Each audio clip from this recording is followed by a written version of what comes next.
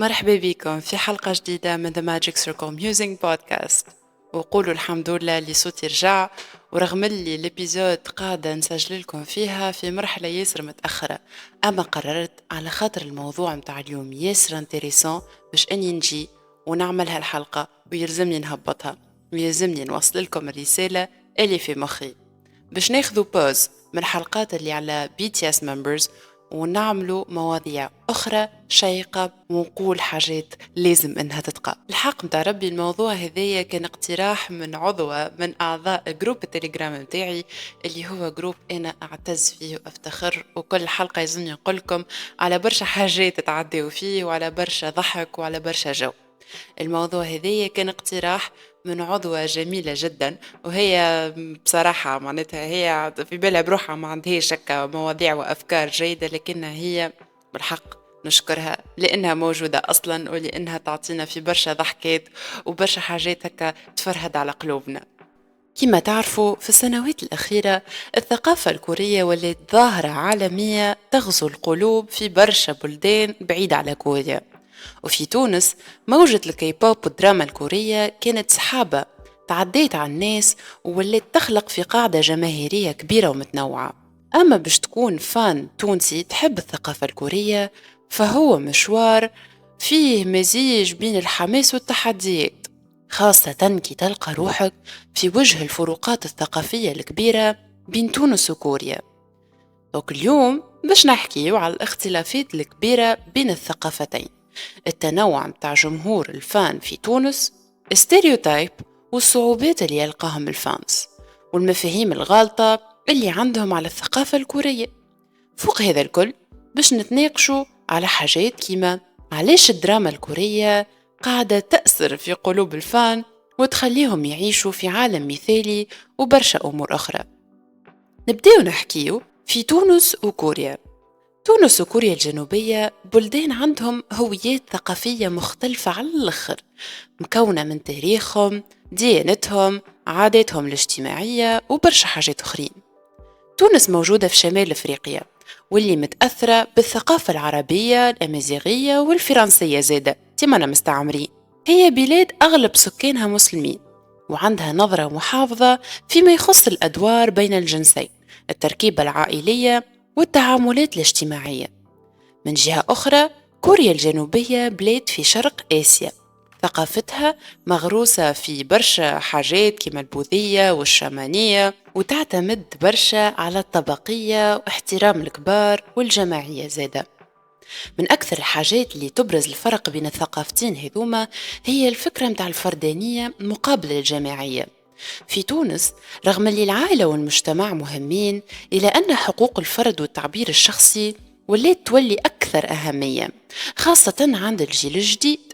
أما في كوريا قيمة التناسق مع المجموعة هو أكثر أهمية، وين توقعات المجتمع ساعات تفوت الرغبات الشخصية. الفرق هذا موجود في طريقة تعاطي التوانسة والكوريين مع العلاقات، الخدمة وحتى الالتزامات الاجتماعية. فرق آخر مهم هو دور الجنس في المجتمع.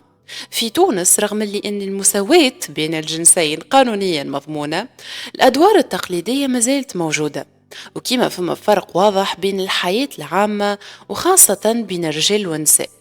في المقابل كوريا الجنوبية عملت خطوات في اتجاه المساواة بين الجنسين، أما القيم التقليدية ما زالت تأثر على الأدوار بين بعضهم، خاصة فيما يتعلق بتوقعات المجتمع من نساء فيما يخص الزواج واختيار البروفيشنال كارير متاعهم. ورغم هالفروقات الثقافية فما تأثير كبير للترفيه الكوري في تونس، وزاد بشكل كبير وجذب برشا فان من كل الأعمار والخلفيات.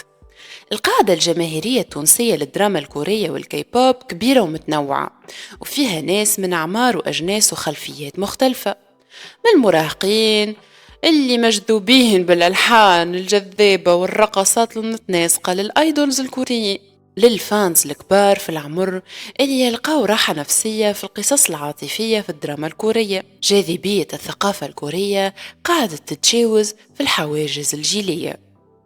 الجمهور التونسي متنوع حتى في السلوكيات ومستوى التفاعل مع الثقافة الكورية. فما الفان اللي نسميهم الكريزي فانز، اللي هم متعصبين بصفة كبيرة للأيدولز والعروض اللي يحبوها، وممكن يشاركوا في المجتمعات الأونلاين، يحضروا لقاءات الفانز وحتى يتعلموا اللغة الكورية. من الجهة الأخرى فما الفانز الأكثر نضج اللي يقدروا الثقافة الكورية من بعيد، وصحيح يتعلموا اللغة الكورية ويتعلموا برشا حاجات، لكن ديما تلقاهم يستمتعوا بالموسيقى واللغة هذية والثقافة والدرامات من غير ما يتعمقوا برشا في الفاندم، وحتى كان يتعمقوا بصفة واعية وواقعية وعقلانية برشا.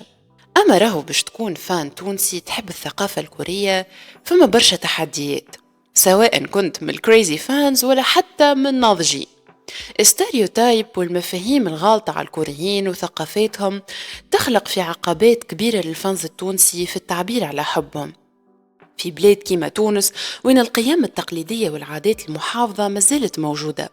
التعبير على الاهتمام بالثقافات هذية والثقافات الأجنبية بصفة عامة، وخاصة اللي تكون بعيدة كيما كوريا، يولي يلقى في شك وعدم قبول ورفض حتى يوصل قاطع بين العائلات التونسية لصغارهم اللي يحبوا الثقافات هذية ويحبوا يفتتحوا على هويات أخرى. الستيريوتايب الشائع في تونس مثلا هو الفكرة اللي تقول إنه الكي بوب والدراما الكورية مجرد حاجة هكا سطحية، it's just a phase، تجذبك كي انت تبدأ صغير وعقلك ياسر سهل باش إنه تأثر عليه. الستيريوتايب هذا يهمش في القيمة الثقافية للترفيه الكوري، ويستخف بالاهتمام الجدي اللي عند برشا توانسة في اكتشاف وفهم الثقافة هذية المختلفة على ثقافتهم. علاوة على هذا الكل فما ميل للنظر للثقافة الكورية أو ثقافة البوب على أنها تجارية بزايد، بتركيز كبير على معايير الجمال السطحية وصور الحب الغير واقعية وبرشا حاجات أخرى اللي كي نجموا نقولوها idolizes الظرفية الزمنية والمكانية للموضوع. الحاجة هذية أو ستيريوتايبات هذوما يخليو الفان التونسي يلقاو صعوبة في التعبير على إعجابهم بالثقافة الكورية بوضوح، ينجموا يتعرضوا للنقد من طرف الزملاء، العائلة، ولا حتى المجتمع الكل. وعلى هذا الكل على خاطر حاجة بالنسبة للمجتمع يشوفها على أساس أنها هوس متاحهم بالثقافة الأجنبية اللي تعتبر غريبة. الصعوبة هذه في التعبير على حبهم بحرية نجم تخلق إحساس بالعزلة، أول حاجة لإخفاء الشغف متاحهم خوفا من أنه يتحكم عليهم بالحاجات هذوما. من الأسباب اللي تخلي توانسة يشوفوا الكوريين كيما البنات أو الشواذ ممكن هو الاختلافات الثقافية العميقة بين المجتمعين اللي يظهروا خاصة في المظاهر الجمالية ومعايير الجمالية. في الثقافة الكورية وضع المكياج للرجال، اهتمام بالتفاصيل الصغيرة كما العناية بالبشرة والشعر ومظهر الوجه النقي والنظر هي أمور عادية ومقبولة في المجتمع، سورتو نحكيو على الاندستري متاع الانترتينمنت، وحتى تكون مرغوبة باش ما يشوفوش العيوب. ونشوفوا الحاجة هذه حتى في الوايت واش اللي يعملوه الباباراتزي في التصاور متاعهم للممثلين والايدولز اللي هما ككوريين يعملوا في المجال هذايا، يظهروا في الغالب مظهر يوحي بالنعومة والنظافة اللي بالنسبة للبعض في المجتمع التونسي يعتبر غير مألوف، وين الرجولة مرتبطة أكثر بالمظهر الخشن والبسيط وهو الشعر واللحية والحاجات هذوكم الكل. أما التوانسة اللي ينتقدوا في الظاهرة هذه برشا منهم مش واعين أنه حتى الممثلين التوانسة وغيرهم من الرجال في مجال الفن يستعملوا المكياج كجزء من التحضير للعروض والتصوير. الجهل بالحاجة هذه سورتو اللي هي حاجة ما تتشافش واللي احنا ما نصوروش الكواليس برشا ونعرضوهم للعباد، هذا يخليهم يشوفوا في الكوريين كشيء غريب وما يتماشاش مع المفاهيم متاعهم التقليدية على الذكورة. زيد على هذا المعالم الوجهية المختلفة بين الكوريين والتوانسة كما العينين الصغيرة والبشرة الفاتحة والملامح الناعمة نجم تزيد ترسخ الفكرة هذه في بالهم وتخليهم يربطوا المظهر الكوري بنعومة متجاوزة للحدود متاعهم اللي يعرفوها. الاختلافات الثقافية والنمطية هذوما يساهموا في خلق ستيريوتايب اللي تخلي البعض يشوفوا الكوريين بطريقة خاطئة وسطحية. ومن المهم أنه نمثلوا التوعية بالفروق الثقافية ونفهموا إنه المعايير الجمالية تختلف من مجتمع لآخر، وإنه الحكم على الناس من خلال المظهر متاعهم الخارجي أو تبنيهم لثقافة أخرى هو تصرف محدود ومعرقل للفهم الحقيقي. ورغم أنه الأغلبية متاع الفانز التوانسة مهتمين بالثقافة الكورية بطريقة واعية ومسؤولة، إلا أنه فما شريحة مش صغيرة برشا راهو اللي وليت مهووسة بالثقافة هذه بطريقة تتجاوز الحدود المعقولة، واللي بصراحة نحس روحي مسؤولة أني نحكي عليهم ونوعي العباد هذية. النوعية هذه من الفانز يتبعوا الآيدولز الكوريين وتفاصيل حياتهم بطريقة عمياء بلا تفكير أو حتى نقد، كي الخرفاء اللي يمشيوا من غير ما يسألوا على الوجهة. التعلق هذا يوصل برشا مرات لأنهم يفقدوهم هويتهم الخاصة ويتبنوا سلوكيات وعادات بعيدة على أصولهم وثقافتهم. الهوس هذا ينجم يولي خطير ويخلي الفانز هذوما يعيشوا في عالم وهمي بعيد على الواقع، وين الكي بوب والدراما الكورية ولات عندهم أكثر أهمية من حياتهم اليومية وحتى من عائلاتهم ومحيطهم. النوعية هذه من الهوس تنجم تضر بالتوازن النفسي والاجتماعي للفرد وتخلق مشاكل كما العزلة، الاكتئاب، صعوبة في التأقلم على الواقع. ومهم برشا إنه الفان يفهموا حدود الشغف ويقدروا يوازنوا بين حبهم للثقافة الكورية وعيشهم لحياتهم بطريقة صحية ومعقولة. الهوس الخايب اللي يخلي بعض الفانز التوانسة يفقدوا هويتهم الثقافية ما يوقفش كان عندهم، لكنه يوصل زادة للتأثير السلبي على المحيطين بهم. كما يتبنوا الثقافة الكورية بطريقة عمياء ينجموا يبدأوا يقلوا من شأن ثقافتهم الأصلية ويحقروا فيها، وهذا يخليهم يظهروا كما الناس اللي هربت من جذورها وما عادش عندها فخر بثقافتها الخاصة. تصرفات هذه تولد نوع من التنافر والرفض عند الناس اللي معهم، اللي يشوفوا في السلوك هذايا كإهانة لقيمهم وأصولهم. بل أكثر من هكا، الهوس الزايد ينجم يخلق نظرة سلبية على الثقافة الكورية والكوريين ككل، وين الناس تبدأ تشوفهم سبب في تضييع الهوية وتفسد العلاقات بين الفان وبين محيطهم. في بعض الحالات الكره هذا يتعدى حتى للثقافة الكورية ككل، وين تولي مرتبطة عند البعض بالهوس الغير صحي والانقطاع على الواقع. المهم هنا تكمن في إيجاد التوازن بين حب الثقافة الكورية والحفاظ على الهوية الخاصة والتعامل مع الهويات بوعي ونضج. واحد من الأسباب اللي يخلي الفان التونسي مجذب للثقافة الكورية رغم التحديات هو سحر العالم الخيالي اللي يظهر في الدراما الكورية والكي بوب في مجتمع وين يمكن ما يلقاوش الرضا الثقافي. العالم المثالي اللي يظهر في الترفيه الكوري يقدم لهم هروب من الروتين اليومي. الدرامات الكورية في الغالب تصور نسخ مثالية من الحب، الصداقة والنجاح، وبين الشخصيات اللي تتجاوز العقبات وتحقق في أحلامها طريقة توحي بالأمل والإلهام للمتفرجين اللي يطلبوا في الراحة والإيجابية. بالنسبة لبرشا من الفانز التوانسة الخيال هذا يشغل بالنسبة لهم هما طريقة للهروب ويخليهم يعيشوا تجارب شخصياتهم المفضلة. نحكيو على ظاهرة الآيدول المثالي، وين الآيدولز الكوريين يظهروا كما أشخاص مثاليين بجمال خارق، مواهب وشخصيات ما تشوبهاش حتى شيبة. يزيد يغذي الخيال هذايا. الفانز ينجموا يلقاو الراحة في تأليه هالشخصيات، أي الكلمة بالقوة هذيك، على خاطر يشوفوا فيهم كقدوة تجسد الصفات اللي يحبوا يشوفوها في رواحهم ولا في المجتمع متاعهم. الرغبة في العيش تحت ظل الآيدول المثالي أو في عالم الدراما الكورية نجم تكون مدفوعة بعديد العوامل. بالنسبة للبعض هي طريقة للتأقلم مع الضغوطات والقيود في البيئة متاعهم الثقافية. الصورة اللي ظهرها الدراما الكورية على النساء القويات والمستقلات مثلا ممكن تجذب النساء التونسيات اللي يحبوا يلقاوا المزيد من الاستقلالية في مجتمع تقليدي. بالمثل زادة التأكيد على العمل الجاد والمثابرة في الترفيه الكوري يتماشى مع الشباب التونسي اللي يطمح باش يحقق نجاح في مجتمع وين الفرص تكون محدودة. كما العالم تاع الدرامات الكورية والكي بوب يقدم صورة جذابة على كوريا، من المهم نعرفوا انه التصوير هذايا غالبا ما يكون مثالي وما يعكسش الواقع المعقد للمجتمع الكوري. الفان التوانسة كما غيرهم في العالم أجمع ينجموا يطوروا مفاهيم غالطة على كوريا، ويعتقدوا أنها بلاد مثالية وين المشاكل الكل تتحل بسهولة والسعادة مضمونة. أما الحقيقة أنه الحياة في كوريا أكثر تعقيد من هكا.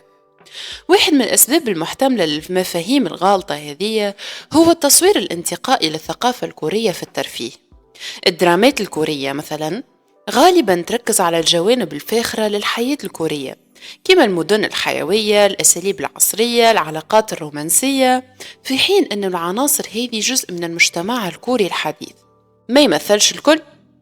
المشاكل كما ضغوطات الأكاديمية الكبيرة، سوق العمل التنافسي برشا، وتوقعات المجتمع بخصوص الزواج والعائلة هي زادة جوانب مهمة من الثقافة الكورية اللي ما تظهرش ديما في الدراما.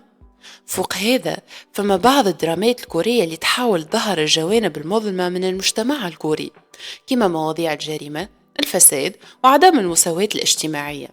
الدرامات هذه تقدم نظرة أكثر واقعية على التحديات اللي واجهها المجتمع الكوري، لكنها زادت تساهم في تشكيل صورة مثالية في عيون الفان التوانسة. الكي بوب. الكي بوب هو جزء مهم من الثقافة للشباب التونسي اللي يحبوا كوريا، وأثر بصفة كبيرة على حياتهم اليومية وتفكيرهم. برشا توانسة يتبعوا الكي بوب على خاطر الألحان الجذابة والرقص أو الكوريوغرافي، الستيل الفريد اللي يميزها على باقي الأنماط الموسيقية، كما يلقاو في الكي بوب وسيلة للتعبير على هويتهم الخاصة والاختلاف متاعهم عن المعايير المجتمعية. أما حب الكي بوب ما يقتصرش على الموسيقى كهو، وإنما يوسع المفاهيم اللي تنقلها الثقافة الكورية من خلال الأغاني. الأغاني الكورية غالبا ما تحكي على مواضيع كما الثقة بالنفس، الحب، الصداقة، والتحديات اللي واجهها الفرد، وهنا نحكيه بصفة خاصة على BTS وأغانيهم. بالنسبة لبرشا فانز توانسة الرسائل هذه تمثل مصدر إلهام ودافع باش يحققوا طموحاتهم الشخصية ومواجهة التحديات في حياتهم اليومية. وبالرغم من أنه الفان التونسي يواجهوا برشا ستيريوتايب بخصوص حبهم للثقافة الكورية، من المهم نفهموا أنه الشغف متاعهم يتجاوز حدود الهوس السطحي. اهتمام الفان التونسي بالثقافة الكورية يتضمن رغبة عميقة في اكتشاف ثقافة جديدة ومختلفة على متاعهم، نجم تقولوا كسر للروتين العادي واليومي متاعهم باش يوسعوا آفاقهم الثقافية. العديد من الفان يتعلموا اللغة الكورية ويدرسوا في التاريخ والثقافة الكورية ويشاركوا في أحداث وأنشطة مرتبطة بالثقافة الكورية في تونس. فوق هذا اهتمام الفانز التونسي بالثقافة الكورية ينجم يكون مدفوع برغبة في التواصل مع مجتمع عالمي. الانترنت ووسائل التواصل الاجتماعي خلقت فضاءات للفانز التونسي باش يتواصلوا مع فان آخرين من كل أنحاء العالم ويتبادلوا الآراء والخبرات. التواصل هذا يعزز الإحساس بالانتماء لمجتمع عالمي ويغذي في الشغف للثقافة الكورية. الاهتمام بالثقافة هذه بالنسبة للفان التونسي هو أكثر من مجرد هوس بالموسيقى أو الدراما، هو شغف لاكتشاف عالم جديد ومختلف. وبالرغم من التحديات اللي يواجهوها الفان التونسي، أثبتوا أنه الاهتمام بالثقافة الكورية ينجم يكون مصدر إلهام، تعليم، وتواصل مع الآخرين. الاستكشاف هذا يعكس رغبة عميقة في فهم الآخر وتقدير التنوع الثقافي، وهو في الحقيقة حاجة باهية وجميلة الحق بتاع ربي، يقوي الإنسانية ويعزز الروابط بين الشعوب. في النهاية باش تكون فان تونسي وتحب الثقافة الكورية هو مغامرة، وتحلك آفاق جديدة وتخلق روابط مع عالم بعيد لكن في نفس الوقت قريب للقلب. وموضوع اليوم كان ينجم يتحكي فيه برشا حاجات، لكن أنا فضلت أني نركز على البوان هذوما، فضلت أني نحكي عليهم على خاطرهم هما الحاجة الأقرب إلى قلبي. بما أني نحب ديما نحكي على الحاجة اللي أنا نحبها، ما حكيتش برشا على الكي بوب، كنت لاحظوا حكيت أكثر على الدراما والكي دراما بصفة عامة، رغم اللي ما حكيتش على الممثلين الكوريين. وكان نحب نزيد نحكي، نجم نحكي حتى ساعة وساعتين أخرين، لكني نفضل إنها تكون حلقة خفيفة عليكم، حلقة توصل لكم دي ميساج أو ميمتوم تخليكمش تفدوا. وكان هذا موضوع اليوم وموضوع هذا الأسبوع متاع كل نهار سبت 8:30، والحمد لله إن وصلنا لآخر الحلقة وسجلناها، وكانت حلقة ياسر مزيانة. ميرسي اللي انتم تتبعوا فيا، وشكرا لأنكم تستناوا في الحلقات. الحاجة اللي تخليني حتى آخر وقت نجي ونسجلها، على خاطر العباد اللي تسمع فيا، وعلى خاطر كمية الوعي اللي قاعدة نشوف فيها. يلا نشوفكم في حلقة جاية وين نطرقوا المواضيع ما أحلى. واللي عنده موضوع يحبني نحكي فيه ما تنسيوش، عندكم الانستغرام تاعي Magic Circle 7. إلى موضوع آخر شيق، وإلى اللقاء.